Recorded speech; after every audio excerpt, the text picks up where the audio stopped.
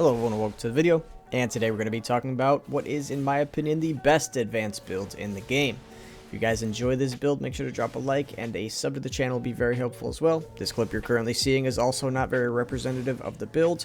I just wanted to show you how hard this game fucked me over with this dumbass puppet clown. But with that out of the way, let's get into the actual build. So for the stats of the build, I am level 102. You don't need to be level 102. I have 35 vitality, 25 vigor, 25 capacity, and 40 advance. I went with the wrong starter build, as well as I have too much capacity. So if you were to take off 5 capacity, as well as having the right builds, and take maybe a little bit off of advance as well, you can probably finish this build around level 80. As for the weapon of the build, we are running the Acidic Crystal Spear. I found that this was my runaway favorite weapon, and I tried the Black Steel Cutter, and although the damage was pretty solid, I thought that the attacks were very slow. If you do prefer a more strength-based playstyle, you could easily run with the Black Steel Cutter. However, I found that the quick attacks, as well as the very fast application of acid on the Crystal Spear, just made it a much better option, especially in this game where I feel like you get punished extra hard for getting caught in an animation. Another reason I think the Acidic Crystal Spear is a perfect fit for the build is just because you get it much earlier than pretty much every other one of the better advanced weapons in the game. You get the Black Steel Cutter much later, as well as the Acidic Curved Sword. These are all weapons you get very late in the game, and since you get the Acidic Crystal Spear around the midway point, it makes it great for this build because you can use it for most of the game. As for the amulets of the build, the first one is just going to be the one that does more damage to X enemy type. So this depends on what enemy you're fighting and what area you're in, and you're just going to want to cycle between those. The next one, we have the Iron Wall Amulet. This is going to boost your physical damage reduction by quite a bit and is very good for the build. For the third amulet, we have the Carrier's Amulet +1. This is very necessary for the build because your carry weight is going to be near heavy, especially if you have 5 less points in capacity. And the last one is kind of a wild card. You can put whatever in there.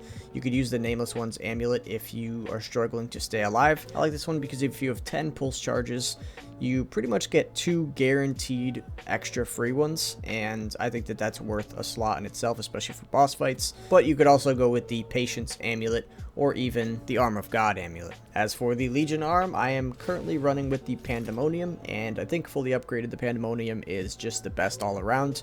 You just kind of throw it out and you don't really have to worry about it. I think the Shock one is very hard to actually use, and it could be so situational. In boss fights, it doesn't really shine either because there's such a long windup. The same could be said about the Fire one. So overall, I just don't think that they are as good. Now we're going to talk about possibly the most important part of the build, which is the Throwables. The main 3 Throwables you're going to want to get are the Throwing Cell, the Thermite, and the Carcass Bodily Fluid. You can use the canisters as well, but since they don't stack as high and you just throw them at the ground, you kind of have to kite enemies into them, and for that reason, I don't think that they are as good. As for the P organs, I'm just going to show you guys the tree. You can read the ones in it because I'm not going to read every single individual stat, but we have the link dodge, then we have increased pulse cells, and in the phase 1 we actually also have the increased stagger window, but that is not something I spec'd into until the very end. And the reason I spec'd into it is just because for these phase 5 upgrades, I didn't really like any of them and overall opted for the phase 1 instead. I then have Rising Dodge. This one is obviously very necessary. We have the Add Amulet slot 1. You are obviously going to want to have maximum amulets and the Increase Pulse Cells. These are all no-brainer upgrades. For the phase 3, I didn't really have too many in here. I had the Enhanced Pulse Cell Recovery 2. I thought it was the only really good option in phase 3.